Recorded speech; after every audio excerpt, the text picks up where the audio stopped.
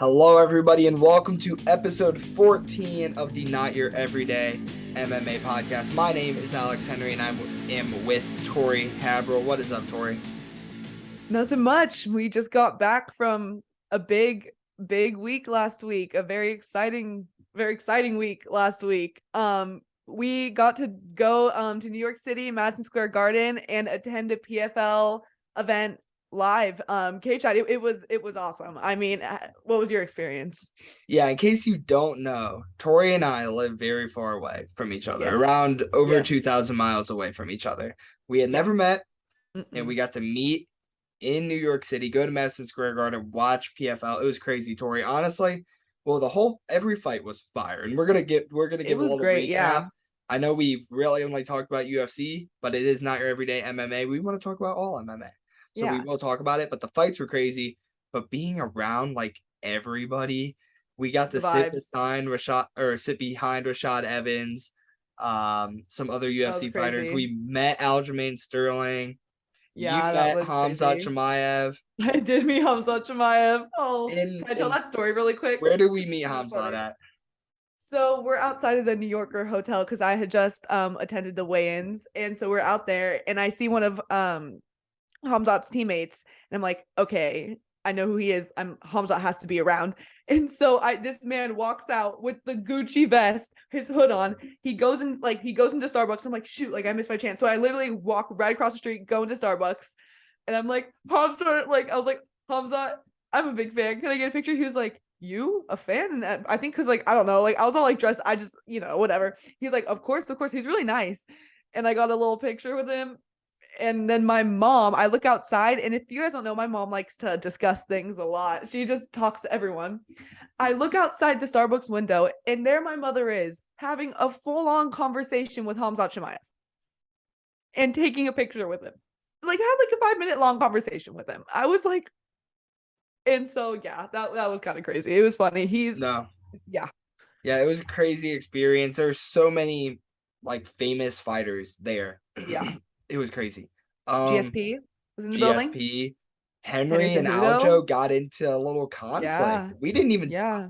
Did you see it in person? I didn't I see saw it on no. video. Yeah. Yeah. A lot of legends were in that building. A lot of legends. It was crazy. Wiz was there. Wiz Khalifa, that was awesome. Khalifa. But let's get into some of these fights, Tori. Yeah. I wasn't even gonna talk about it, but I'm gonna talk about it. Dakota Ditcheva is my favorite female fighter now. I love her. I love her very, very much. It is my new goal to have her on this podcast. That is all. I will make it my ultimate goal to have her on this podcast. She's a sweetheart, and she was she's a beast. A bad A. A B. Yeah, a beast. She's crazy. She's awesome. Yeah, that was it. First round. It was a first round knockout. It was crazy. One punch, boom, down. Right. Crazy. Hook. And by looking it was. I was like, oh my gosh. And we met her the little kid. I was rooting for her even more because me and Alex were in the elevator in the hotel, and we had met the kid of her hairdresser, and he was so nice, and he was such a little cute British boy, and she was so sweet, and she's a beast. Yeah, she's awesome. She's a beast. I will have her on this podcast. I promise. First championship fight was between Rob Wilkinson and Amari Akhmedov, something like that. Mm-hmm. Pretty sure I got that right. Yeah. It was crazy. It actually should have gotten stopped in the first round. It should have gotten way before that. And then it didn't. And then in the second round, it did get stopped. It was a dead man walking. I want to really quick. I do want to mention 2 fights before that: Jeremy Stephens versus Nathan Schultz, and I want to mention Shaman Moraes versus Marlon Moraes. Jeremy Stephens now has a record of I think 29-21. Man has been through it in MMA. He's been through it. Kill or be killed. Real is he gonna be the first to have a 50-50 resume? Maybe not. People always watch Jeremy Stephens though, because he's a cool guy. But that was a really good performance by not Nathan Schultz. My bad. And then Shaman versus Marlon Moraes. That was so sad because Marlon was winning that fight. I was rooting for Marlon. I wanted him to win so bad because he was on a like 5-fight losing skid, but he's the last person to defeat the now UFC bantamweight champ Aljamain Sterling. He was the last person to beat him. Right. And so that was a shame to see. I mean, he was winning that fight. He just got hit. But I just wanted to mention those really quick because those were great fights as well. Yeah, I don't know what's going on with that dude, Jeremy Stevens, but he's gonna keep fighting. He's definitely gonna keep fighting. So maybe he will hit that 50. I'm sure of it. Yeah. And then as for Shaman Marias, it's a good fight. It's a good knockout. I kind of did want Marlon to win as well, but Shaman's a cool dude and might have some stuff working out with him right now as well. Yeah. So Rob Wilkinson, dude with the stash, talked about him. Absolute bloodbath. First Australian PFL champion. First Australian PFL championship, and he's 17-2 now. He's good. Yeah, he's good. He's legit. He was really known for losing to Izzy, and then like that was kind of his thing. But like he's built his way back up. He's good for sure. Next fight was Sadabu Sai versus Delano Taylor. That was a technical fight. It reminded me of an Izzy fight. It was good. I mean, it wasn't like it was like almost like just an Izzy fight. The way that Sabadusi moved, just like a defensive striker. I did not think he won. At first, I'm surprised it was a unanimous decision. I thought maybe it was almost like Uchito Vera, where he just he had more significant strikes, but he didn't throw as much output as Delano did. I was actually really surprised. But it was a good fight. Yeah, I was surprised when it was unanimous. I mean, I thought Delano won, and then to have it, I was like, maybe Sabadu could win by split, and to have it be unanimous, all 3 rounds, I mean, all 5 rounds, it was kind of, it was crazy. So yeah. No, it was a really good fight. I was kind of cheering for Sabadu because there were other people in our sections. I'm like, why not? I'll cheer for him. And I didn't think he won. I really didn't, but he won unanimously, like you said. And I was happy the guy I cheered for won, I guess. Yeah. Wish I could say the same about some of the other fights. Anyway, we'll get there. Next fight, Olivier Aubin Mercier. Good old French Canadian name for you. There you go. Took on a good old American name, even though he's not from America, Stevie Ray. Awesome. It was a great fight. Great knockout. Great. I looked away for 0.2 seconds and I missed it. Yeah, that's how MMA works, though. That's how MMA works. You gotta really watch every single second because you never know what's going to happen at any given time. And it was a crazy knockout. It was insane. I was bummed when I missed it because I was like, I was really excited because that's like GSP's guy, and I was really excited. And I literally look away for no joke 2 seconds, and then all of a sudden, and I was like, what? And we couldn't even watch the replay because we were like, the screens weren't near us. We had to look at that little TV that the like judges were watching in front of us, and I had to look at it, and I was like, like it was brutal, out cold. And he's a real problem. He's young and he's upcoming, and he's a great contender, especially if you'll have like GSP in his corner or just training with GSP. That's a huge advantage. For sure. On to the next fight, Aspen Ladd. We met her on the streets as well, and she commented on my IG post. By the way, quick plug, Tori and I's Instagrams are always in the bio of every single video, so you might as well just go follow us on Instagram. Anyway, she beat Julia Budd. Now, I'm going to be honest. Aspen Ladd, if you're listening, I thought you were going to lose horrifically. Not that I was doubting your skill in any way, but when I looked at Julia Budd, I said, that is somebody that I wouldn't want to fight. You never judge a book by its cover. You never judge a book by its cover. It was a split decision. Don't know how. Couldn't tell you how. A lot of people actually think Julia Budd won that fight. I do not at all. How? I don't know how it's controversial. A lot of people did. And I was like, no, Aspen won that fight. And she won it fairly. She was more dominant. Yeah, exactly. She looked great during that fight, all 3 rounds. And it was the introduction to the featherweight division for the PFL. So it makes for another exciting thing. And Aspen was always a great fighter. She had trouble making 135. And so now that she can make 145, she's very skillful.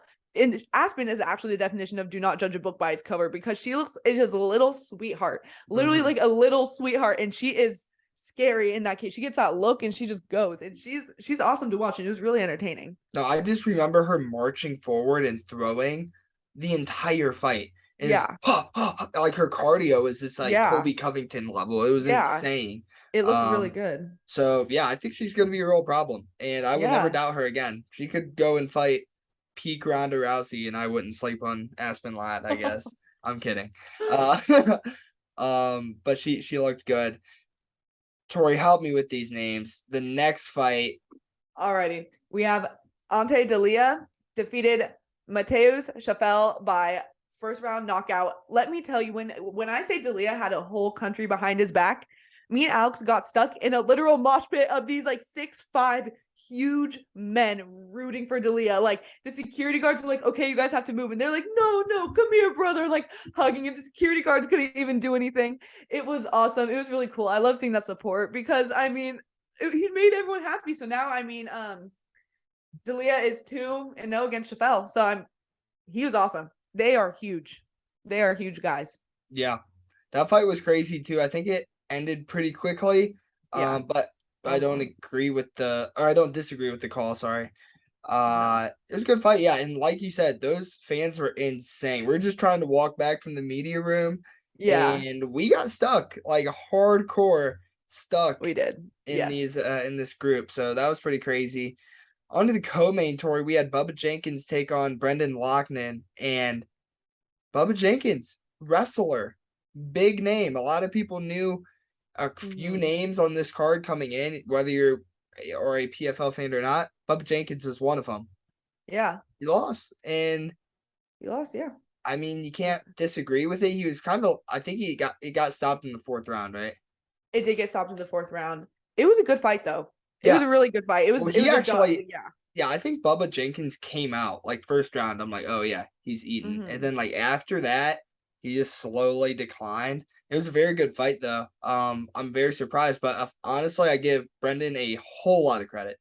Yeah, for sure, for putting him away like that. I mean, even the size difference, if Mm-hmm. you look at them, it was crazy. During the stare downs and the weigh-ins, when they were looking at each other, because we were right there, Bubba was stiff as a board, just looking at him in the eye, and Brendan was like shaking a little bit, like it looked like he was nervous. He was shaking, not still, really kind of not looking him in the eye. And Bubba had this hard exterior, and he went into that a warrior. He looked great. I just think he might have gone out with a little bit too much energy, but I mean, that's really quick. It's just lately we've been seeing these wrestlers and these core wrestlers, an NCAA Division I wrestling champion and a junior freestyle world champion, or I think nation champion in America, anyways. Yes. But we see them stray away from what they're best at and what got them into the sport of MMA. They get too comfortable striking when that's not their home base. Because Brendan is a striker. He is a very, very clean, crisp striker. And he was a striker versus wrestler. And we didn't see Bubba really use his wrestling when he should have, because that definitely would have been the key to victory because of how good and strong he is. But he got a little too comfy on the feet. Yeah, and I think, even though I don't like the guy, but Kamaru Usman's a great example of what you want to be. He's a base wrestler who fell in love with striking, but even versus a guy like Leon Edwards, when striking wasn't going his way after that first round, the next 3, he just wrestled him. It's perfect, yeah. It was great wrestling. That's what you want to be able to do if you're one of those guys, and we have been seeing that. That's a good point. Now, obviously, Usman still lost the fight, but that's different. But overall, as a stylistic wrestler in MMA, you want to have wrestling as your base. It's great to want to strike, but yeah, when things aren't going your way, you want to take it to the ground. And Bubba had a hard time doing that, so I think that is a really good take, Tori. On to the main event. Oh. It was crazy. Kayla Harrison, Larissa Pacheco. Kayla was 15-0 going into that fight. I mean, one of the best female wrestlers, the queen of MMA. That's what the queen of MMA, yeah. People called her. She lost, and I'll give my opinion first, Tori. Personally, I haven't watched the fight back yet, and that's because it was a 25-minute fight, and I haven't had 25 minutes of free time since I got back from New York City. Yeah. But I would like to watch the fight back. But from what I recall, I remember, the 5th round ended, and I looked at Rashad Evans, and I just shook my head. And I put my hands up. Yeah. I went like this. I said, I don't know. And I really, really did not know. It was unanimous for Larissa, and that's fine. Honestly, like right now, without watching that fight back, I can't disagree. But what I will say is Kayla Harrison's cardio did not look good. She was very gassed in those later rounds. And even what Kayla is so good at is her ground and pound, which she still did pretty decently in that fight when she was there. But Larissa was also just striking back from her ground, which you on her back, yeah. Yeah, on her back. Usually You don't see that. But you saw it here, and it worked for her worked well enough to get the title. So I give her a lot of credit, and a lot of people were sleeping on her. You were not one of them, Tori. So I'll give you. I was warning everyone from the beginning. Yeah. I wasn't sleeping. No, I was sleeping on her. Yeah. I'm be honest. I was sleeping on her. It's I okay. wasn't doubting that she couldn't win. I'm Yeah. like, anybody could win. It's MMA. At any given time, we've seen it time and time again. Anybody can win. But I was like, I mean, guys, if you don't think Kayla's gonna win, what are you thinking? I mean, I knew in my head, I'm like, Kayla Harrison's gonna win. Yeah. She lost. So yeah, it was. I'm gonna disagree with you on the cardio part, because I don't think it was her cardio. I just think she was defeated. Literally, just like mentally. She felt defeated. Yeah, because you remember, like, you were there. So when Kayla was getting hit in the first round, she got like this look on her face, and we were talking about it. I was like, she looks shocked. And so from the first and then from the second round, when she, like, her takedowns aren't working, she's kind of getting beat up on the floor, she's getting controlled on the floor. Going into the third round, we called him, you called him, like, we were calling him Mr. Evans, Rashard, and I said, Mr. Evans, what is going on in Kayla's mind right now? I said, because we as MMA fans have lost so many dominant champions this year, so many long reigning champions this year. And I said, what is going on in her mind? And he said something, it was really, really awesome. I mean, it was just really informational. He said, she's defeated. He's like, she realizes that she's not invincible, and so I can't, like, I'm trying to because there was like I'm trying to process everything, but basically what he said is, when she didn't get that one takedown right in her mind right away, she's like, that's it, I lose. If I can't get this takedown, then I lose. Like, that means I can't pursue, I can't keep on going. If she's taking me down, I lose. She, like, from getting taken down or getting hit, her brain automatically goes to, like, lose or loss. And that's what he was saying with fighters. He's like, that doesn't mean that you have to get back up and fight, but when you're that dominant for so long, especially in the way Kayla Harrison has been, when she can't do what she wants, when she can't succeed in her best ways, she just felt defeated. And so that's what I think was happening. You could definitely see it, like, a lot. And plus her hair was falling out by, like, the second round. It was like all in her face. But I mean, I'm still a big fan of Kayla Harrison. She took it like a champ, and it wasn't a dominant loss. She still fought great. She still fought world class, and just Laura Pacheco got the better of her that night. And I mean, now they're 3-1. I mean, 2-1 right now. Right. So it's, that's what I thought about it. But I thought Larissa won, and we actually heard it before they announced it. I don't know if I said that. We heard who won before they announced it on the thing, because the judges were right there. But I just thought that was interesting. But yeah, I mean, I mean, that's definitely a good point, Tori. And, like, it does go off of what Evans was saying. I guess the one thing that I just really noticed is I thought her takedowns just looked way sloppier. They looked very sloppy. And that makes me think, at least when I wrestled, my takedowns were sloppy because I was tired. So maybe your cardio was there. Maybe she was meant to, like, defeat it. Maybe it's a little bit of both. It was probably I'm probably not Kayla Harrison. But yeah, that was definitely a crazy fight. We did also know the results before the fight was over. That is funny. I forgot about that. Yeah. I did see somebody say, and I want to ask you what your opinion is on this, Tori, before we move on, that they said this really hurts Kayla's stock. And at first I'm like, no, it doesn't. Like, this fight doesn't really hurt her stock. She lost one fight finally to somebody who's been really planning to beat her for a long time. But their reasoning was, if she wanted to move from PFL, now that she has a loss on her record, she wouldn't get the big bucks as much anymore. If she would have been undefeated going to, let's say she wanted to go to UFC or Bellator, even though I wouldn't leave PFL to Bellator, just my opinion. But she wanted to go somewhere, try to get more money, that this is going to hurt her more. What do you think about that, Tori? I'm just gonna be honest, I don't know if you can make more money anywhere in any other organization with $1 million prizes. Like, I'm not even gonna lie. But it's a great answer, Tori. It's kind of what I thought too. Yeah, I don't think she's gonna make more money anywhere else. But no, I mean, no, I think that's not true at all.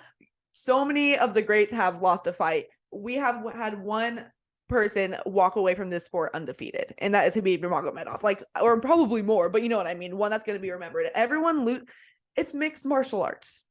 It's how it goes. It's how the game goes. As long as she comes back stronger, she's going to do amazing, and I don't think she's going to have a problem. I don't think she should get hate on or any. Larissa Pacheco's a huge girl. She is huge and scary. She was on a 5-fight first round knockout tear. And the thing is, she was hungry. She was hungry. Maybe Kayla almost got a little too settled down like an Usman. I mean, not Usman got too settled down, but you know what I mean? It's just they're used to it. And I don't think it's going to hurt her at all. If she comes back and starts winning again, maybe has like a couple more fights in the PFL, she does decide to stay there and wins all those again, I think she's going to remain the same. She's an awesome, awesome fighter. And I don't think this really hurts her because we just saw Izzy lose. People aren't really hating on him. We saw Usman lose. We saw Charles Oliveira lose, but we still know that they are some of the greats in this sport. It happens. It's how it goes. So I don't really think it's going to affect her that much. I don't think it should. I don't think it does either. And you make a great point about the $1 million. I don't know how long PFL lasts. I hope it lasts forever. I think it's a great thing for fighters, but like they're just throwing out $1 million checks like it's nothing. These fighters work hard for them, and that's not what I'm trying to say either. But it's awesome. And who would Tori, think broad. Every promotion, who in your mind is the greatest fighter in the world right now? Pound for pound. Alexander Volkanovski. Next. Who would you put 2? One of your favorite fighters is Demetrius Johnson. Yeah. I know he is one of your greats. You would say he's one of the best of all time, would you not? Yes, I would. I put him at like number 2. He lost to Dominic Cruz. He lost to Henry. He lost to Adriano Moraes. Twice, right? Or just once? Once. But he avenged it. Nobody cares. No one. Doesn't hurt. Everybody that knows Demetrius Johnson still knows he's one of the still top 5 greatest fighters of all time, no matter where you put him in that list. Arguably should be top 3. And I've definitely started to change my mind on that a lot more towards your side, Tori, of being more of a DJ fan. But yeah, I mean, it's the same thing for Kayla. Like, Kayla is young, and she's actually, in age-wise, she's not, like, the youngest. But in terms of her MMA career, she's only got 16 fights. Yeah. She's got way more fighting in her. I know she'll be back. I think she'll win her belt again if she gets that rematch. But also, 2023 is going to be a very interesting year because we're going to really see all these rematches. And if these fighters do get their belts back, if your Izzy's, if your Usmans get the belt back. So that's going to be really interesting to just kind of see how that all works in the world of the upset. But that'll be enough for PFL. Just getting into some UFC news. Obviously, we talked about Fight Night last week. Go back to last week's video. All the fights are pretty much still the same that we talk about. So those are happening this Saturday, and you can hear our breakdown and predictions for that. So outside of PFL, we only got some news to catch up on. Yeah. One of those being that Nate Diaz is finally out of his contract. Tori, I want to ask you, what are your thoughts on this, and where do you think Nate Diaz goes from here? I don't think Nate Diaz should go anywhere. And that's my thoughts. I don't think he should be fighting anymore. I think he's a little brain damaged enough. Like, if I'm being honest, I don't think he should go anywhere. I don't think he should fight Jake Paul. I think he should try doing his organization, try working on that promotion, do himself, be on the business side of the sport, not still compete in the sport. I just don't think there's a need. But I mean, he's a legend. I mean, a legend all around. Him and Connor helped build the sport. Their rivalry helped build the sport. Just such a cool guy, such a funny guy. I definitely wish, I don't know if he has a YouTube, but I hope he has one because I want to start like watching him because he's just so funny. Just the things he says, he just does not care. He's just real. And so, I mean, just great. And it was good to see him go out on a win, even though it was against Tony Ferguson, which was a little sad. It was great to see him go out on top. So that was cool. Yeah, it was cool. And I'm happy he's gone from the UFC. Hopefully he'll retire. If anything, maybe some BJJ matches. He's a good Brazilian Jiu-Jitsu guy. It's a pretty safe sport. You know, you can tap and it's not like you're getting struck to the head multiple times. Yeah. But yeah, I don't want to see him box Jake Paul. I mean, if Jake Paul is beating the caliber of guys that he is, Jake Paul's a legit boxer. He's not going to take him. I mean, Nate Diaz probably has better cardio than him. I don't know how the dude smokes so much weed that I don't know how he can breathe after walking up a flight of stairs. But hey, he's got great cardio, but that would be it. He's not gonna be a bloody bath. Yeah, he's not gonna outbox Jake Paul, so I don't want to see that. Would I be surprised if it happened? Nope. Probably will actually happen, but I don't want to see it, is all I'm saying. And I think we agree there. Yeah, and, for sure. We bring up Jake Paul. Jake Paul, you know, calls out everybody. He called out Connor like 2 years ago, and that was huge. calls out all these fighters. Eventually called out Anderson Silva, and he beat him. Crazy. Now Yeah. he's calling out Patty the Batty Pimplet. I'm And sorry. That's just dumb. yeah, Patty responded, and he said he'd fight him, but it's got to be after his next fight. I don't know if they're actually going to make it happen. Obviously, Patty's on a contract with the UFC, and Dana White, first off, hates Jake Paul, but number two, doesn't like having fighters fight outside of his promotion when they're on his contract. Yeah. So I see this is very unlikely. But Tori, what do you think about all this? Stupid. Like dumb. Like I'm like well, because first of all, Patty's on a contract with the UFC. Dana White, like you said, he's not going to leave the UFC. Jake Paul, why is he wasting words calling out active UFC fighters when he knows he's not going to actually fight them? He's just being a dingbat and like, I don't know, calling out people for no reason. It's just fight an actual like active boxer right now. Stop calling out MMA fighters. It's so annoying. Like I'm that Jake Paul. I can't. It bothers me. It would definitely make money, and I think that's probably his goal. But I don't know if it would, because him and Anderson Silva didn't make that much money, and the other fight didn't make that much money. I just think in terms of personalities, like it almost looked like Jake Paul and Anderson Silva were best friends going into that fight. No, it didn't look like it was. That is what it looked like. That's exactly what it was. Now these guys would probably hate each other, and it probably would make a few more sells, but yeah, it's not going to be good. If I had to predict how that fight would go, I'd probably say Jake Paul wins. Oh, me too. Yeah, because it's boxing. Sure. We've already, yeah. Floyd Mayweather showed us that boxers are going to beat the UFC fighter every time with every single time. Yeah, it's just kind of how it works. Like unless it's Francis Ngannou. Yeah, against Floyd Mayweather. Like, yeah, I don't think that it's going to happen. Yeah, no. So that's enough of Jake Paul. Did you want to talk about the Patty ring video? What a good dude. Patty knocking on, he's like, Madame, you're so excited. That is, I love Patty. If you guys didn't see it, Patty knocked on his neighbor's door or wherever he was and just confessed to his dog taking a number 2 on the lawn. It was like, do you have any water for me to clean it up? And this girl was on her way home from like work or something, and she was like the ring on the phone. I just want to bring that up because it's so funny. That dude is so real. I love it. Patty is so funny, and I'm excited to watch this fight, and we'll talk about it next week. Yeah. Main card fight, not in America. Where's that card at? Do you know? It's in Vegas. It's in Vegas. It's in Vegas. So yeah, that'll be good to watch him fight. But I want to talk about Glover.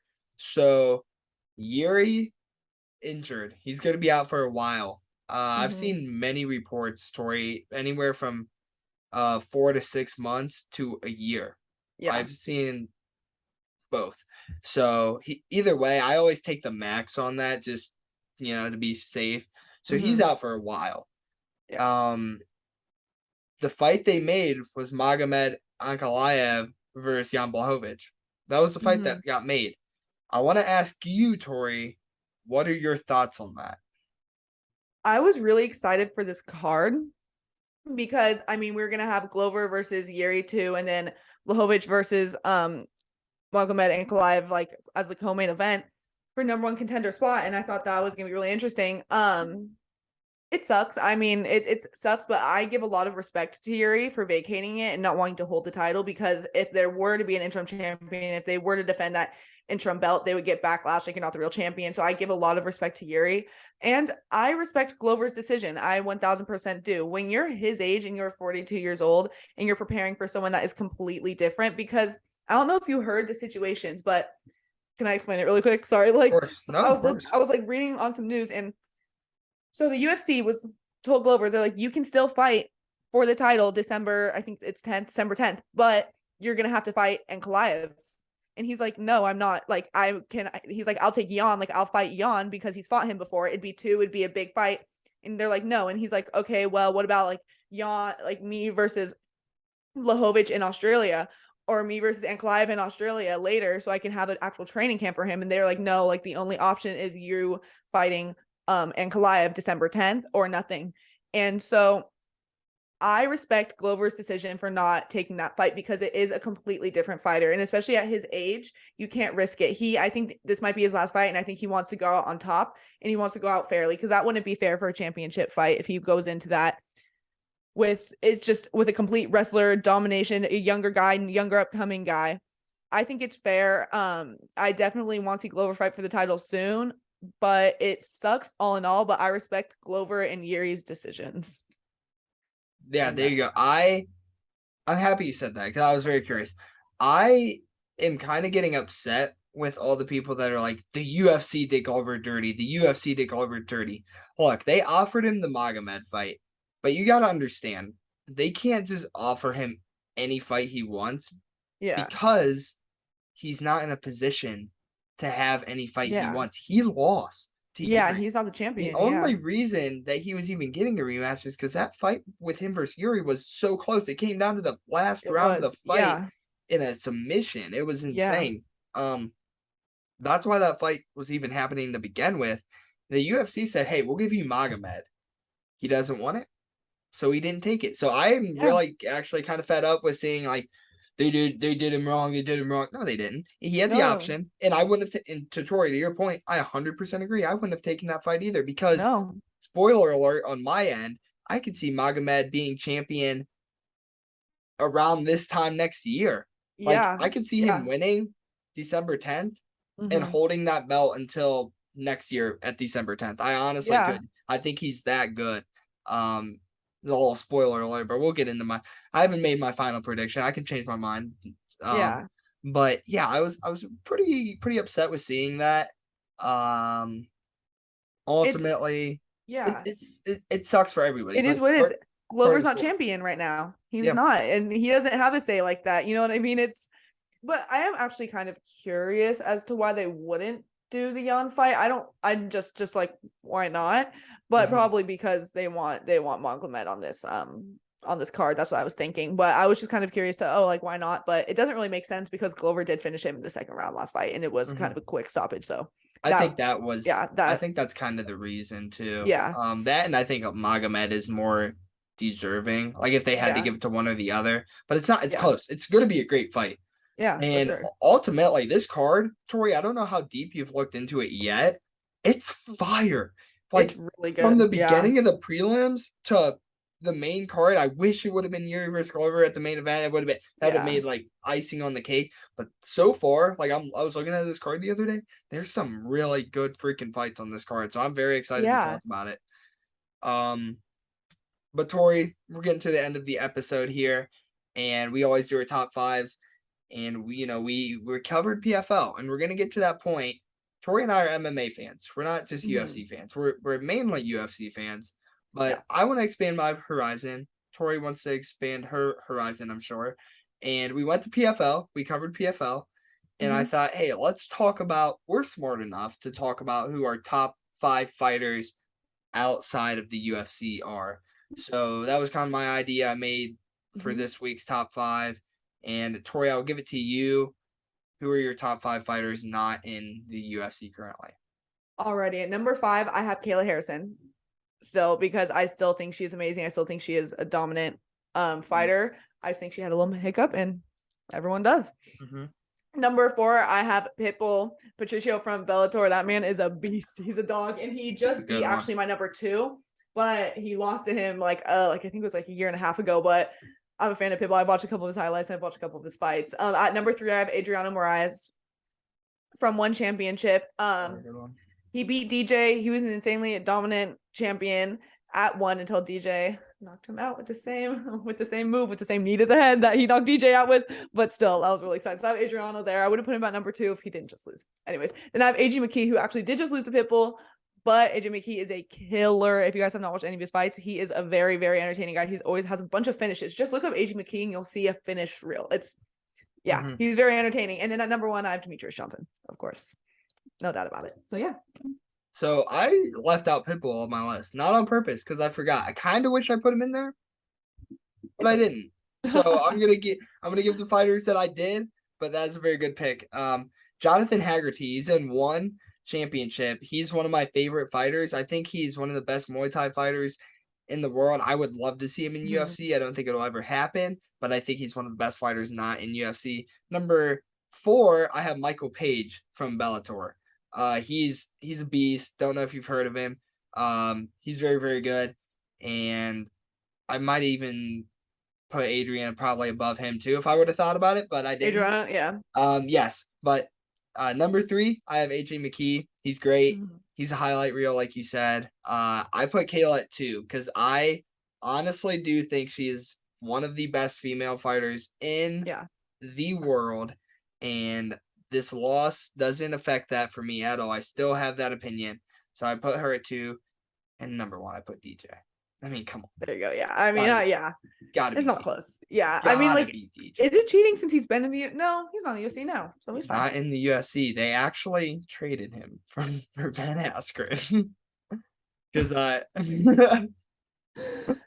has to be the worst decision in mixed martial arts history. I'm so sorry. you know what? Dana White said, let's put Ben Askren in the UFC instead of Demetrius Johnson. So there's no way, man. He did build the sport. I mean, dude, that 5-second knockout really hyped up the UFC. I mean, it went viral. Hey, I love Ben Askren. I only even said that because I'm reading his book right now, and this is on my mind. But it's very funny to think about. That's how DJ. That's how he left. But he's in 1 right now, and I think 1's really cool. I kind of want to get into 1. It does kind of confuse me how the rounds are mixed between Muay Thai and MMA. Not all of them though are not all, but it's really it's really interesting. I like it a lot, but I don't like the knees to the head. I'm not a fan of the knees to the grounded knees. It looks painful. It's freaky, painful and freaky. Really, I don't know. I gotta get into it. We gotta get into it. I gotta get more into these other MMA promotions because it's the fastest growing sport in the world by far. For sure. And UFC think it'll be the top dog forever if I had to guess, but that doesn't mean that's where all the best fighters are always going to be. But majority wise, that's where the best fighters are going to be. So that is going to wrap it up for episode 14 of the Not Your Everyday MMA podcast. I hope you guys enjoyed this little bit of a different video. Obviously, there's no fight this week. Leave us ideas because there's going to be some spans of weeks where there's not fights for a while. Yeah. What do you want to hear us talk about? Because we got some ideas. We'll keep it on the DL right now, but we want to hear from you guys. What do you want to hear us talk about? And we're going to try to talk about it. We'll try to get more interviews. So definitely subscribe if you haven't already. And if you have, we appreciate you for getting us over 300. The goal was 500 for the year. Still some time left in the year. So I think we might be able to do it, but we're going to have to grind out. We're going to have to grind out some episodes here. But anyway, that will be it. Again, my name's Alex Henry and I was with Tori Haverhill. Thanks, guys. Thank you. We're signing off.